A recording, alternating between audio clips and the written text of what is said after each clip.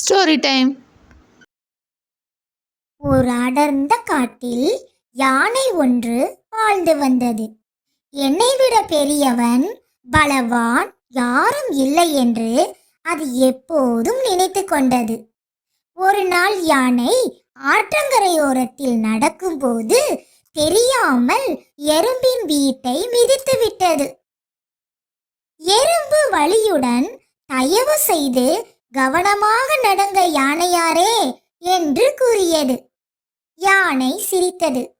சின்ன உயிர்கள் பேசுவதற்கு தகுதியில்லை என்றது. அடுத்த நாள் யானை ஆற்றங்கரையில் ஓய்வு எடுத்துக் கொண்டிருந்தது. அப்போது எறும்பு மெதுவாக யானையின் காதுக்குள் புகுந்தது. கடுமையான அரிப்பு வலியால் யானை அலறி ஓடியது. பெரிய யானையால் வலியை தாங்க முடியவில்லை.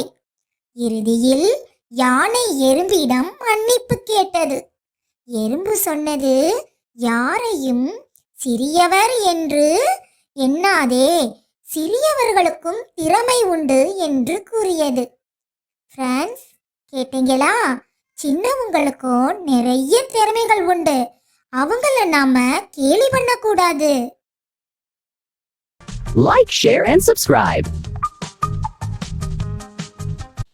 Thanks for watching!